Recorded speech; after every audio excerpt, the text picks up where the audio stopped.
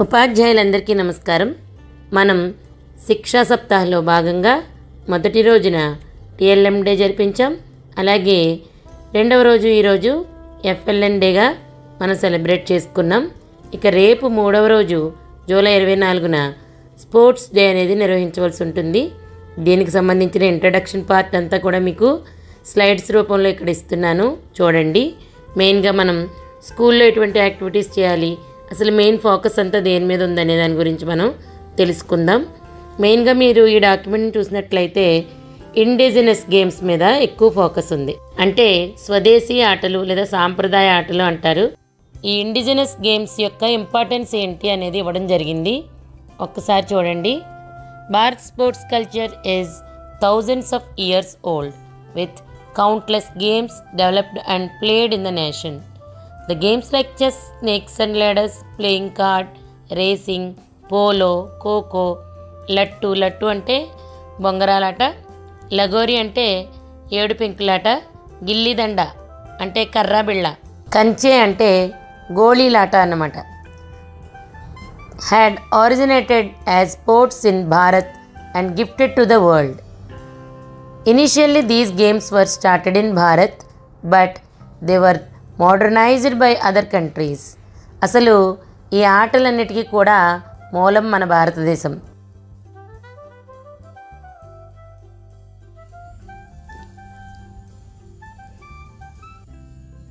Number of indigenous sports are being played in different states as per their culture and tradition.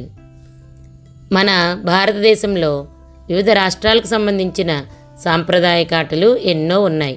అవి వాళ్ళ సంస్కృతిని ప్రతిబింబింపజేస్తాయి అనడంలో ఎటువంటి సందేహం లేదు.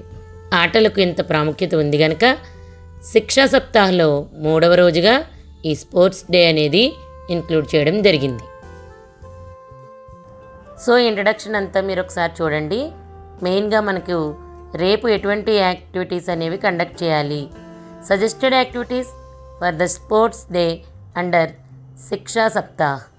Sports day event. Organizing activities of indigenous games out of the list of 75 indigenous games provided.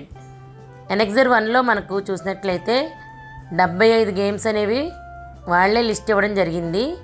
ఈ 75 ఆటలు ఒక్క ఆంధ్రప్రదేశ్ నుంచే కాకుండా పూర్తి భారతదేశంలోని వివిధ రాష్ట్రాల యొక్క ప్రాంతీయ ఆటలు అనేవి ఇక్కడ ఇవ్వడం జరిగింది. కొన్నిటికి అంటే మన ఆంధ్రప్రదేశ్లో వాడే పేరు వేరు, ఇతర రాష్ట్రాల్లో వాడే పేరు వేరు. అందుకని మన రాష్ట్రంలో ఆడే ఆటలను కొన్నిటిని నేను ఇక్కడ ఇస్తున్నాను. రేపు మనం పాఠశాలలో పిల్లల చేత ఈ ఆటలు అనేవి ఆడించవచ్చు. ఈ ఆటలను ఒకసారి చూడండి. పులిమేక ఆట, చెమ్మచెక్క ఆట, అలాగే చదరంగం ఆట, లూడో ఆట, ఒప్పుల కుప్ప ఆట, అష్టాచెమ్మ ఆట, తొక్కుడు బిళ్ళ ఆట, వామన గుంటలు, బొంగరాల ఆట, ఇలా చాలా రకాల ఆటలు ఉన్నాయి. ఇక్కడ మరిన్ని ఆటల వివరాలు ఇస్తున్నాను, ఒకసారి చూడండి. వంగుళ్ళు, దూకుళ్ళు, కర్రాబిళ్ళ, కోతికొమ్మచ్చి, వైకుంఠపాళి, తొక్కుడు బిళ్ళ, గాలిపటాలు, 4 స్తంభాలాట, నేలాబండ, వామనగుంటలు, రాముడు సీత, వీరి వీరి గుమ్మడి పండు, వీరి పేరేంటి, గచ్చకాయలు, పచ్చీసాట, ఖోఖో, గాను ఆట, రింగ్ ఆట, ఉప్పు బస్తా, కుంటుళ్ళాట, చెండాట, కప్పగంతులు, 3 కాళ్ల పరుగు, తాటికాయ బండ్లు, అవ్వా అప్పచ్చ, తాడు గుంజాడాట, బొమ్మ ప్రాణం, ఊయలాట, సైకిళ్లతో ఆటలు, కెలడోస్కోప్, బొంగరాలాట, బచ్చాలాట, చింతగింజలాట, పులి జోదం, దీన్నే పులిమేక అంటారు, చుక్కలాట, తాడాట, కాళ్ళగజ్జ కంకాళమ్మ, కబడ్డీ, ఇసుకలో పుల్ల, దాగుడు మూతలు, గోళీలాట, ఏడు పెంకులాట, క్యారం బోర్డ్ ఆట, చదరంగం ఆట, లెమన్ అండ్ స్పూన్ ఆట, సర్కిల్ కర్చీఫ్ ఆట, పాము ముంగిస, ఒప్పులు కుప్ప, వయ్యారి బామ, వెన్నెటి గుడ్లు, అష్టాచెమ్మ, గుజ్జన గూళ్ళు, చెమ్మచెక్క, చారడేసి మొగ్గ, ఇలా మనకు ఎన్నో సాంప్రదాయ ఆటలు ఆంధ్రప్రదేశ్లో ఉన్నాయి. వీటిలో ఏ ఆటలైనా మనం పిల్లల చేత ఆడించవచ్చు. Preferable to include local indigenous games to familiarise students with local culture. మన ఆటలు అంటే మన ప్రాంతంలో మన స్వదేశీ అలాగే మన ప్రాంతీయ ఆటలు అనేవి మన యొక్క కల్చర్ని ప్రిజర్వ్ చేయడానికి కూడా చాలా ఉపయోగపడతాయి. సో ఇలా మన కల్చర్ని కానీ అలాగే ఒక టీమ్ స్పిరిట్ని పెంచడానికి కానీ పిల్లల్లో చక్కటి అనుబంధం ఏర్పడడానికి కానీ ఆటలు అనేవి చాలా బాగా ఉపయోగపడతాయి. అందువల్లనే ఈ 3rd డే ఆఫ్ శిక్షా సప్తాహ్ని ప్రత్యేకంగా ఈ ఇండిజినస్ గేమ్స్ కోసం కేటాయించారు. ఇక రెండో అంశం చూసినట్లయితే display of indigenous games.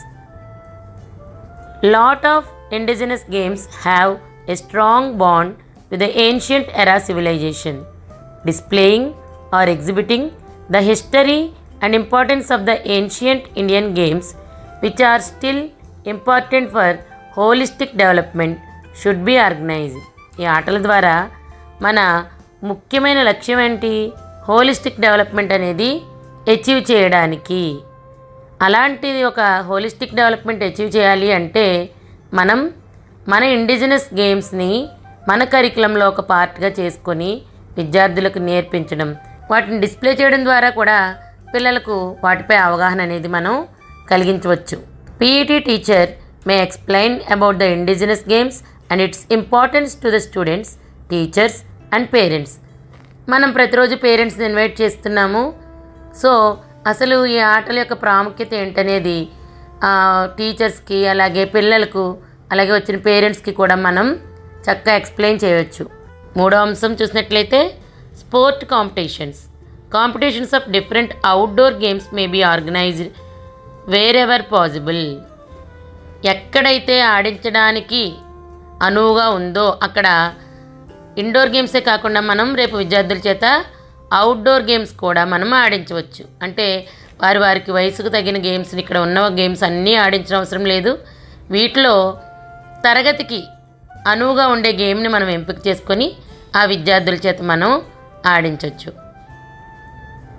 These should be organised in a festive environment to maximise participation. ఇదంతా కూడా మనం శిక్షా సప్తాహ్ అనేది ఒక ఫెస్టివ్ అంటే పండగ వాతావరణంలో సెలబ్రేట్ చేసుకుంటున్నాం. అదేవిధంగా రేపు కూడా ఈ ఆటల పోటీలు అలాగే కమ్యూనిటీలో ఎవరైనా ఉంటే వాళ్ళని ఇన్వైట్ చేయడం, పేరెంట్స్ని ఇన్వైట్ చేయడం, ఇదంతా కూడా ఒక పండగ వాతావరణంలో మనం సెలబ్రేట్ చేసుకోవాల్సిన అవసరం ఉంది. The safety of the students participating should be well taken care of. పిల్లల యొక్క సేఫ్టీ అనేది మనం ఫస్ట్ ఇంపార్టెంట్ పాయింట్గా తీసుకున్న తర్వాతే మనం ఈ ఆటల్ని వాళ్ళ చేత ఆడించాలి. అక్కడ అనువుగా ప్రదేశం అది అనువుగా ఉండాలి. వాళ్ళకి ఎటువంటి ఇబ్బంది కలగకుండా ఉండేలాగా మనం చూసుకొని అప్పుడే మనం అవుట్డోర్ గేమ్స్ అనేవి ఆడించుకుంటే మంచిది.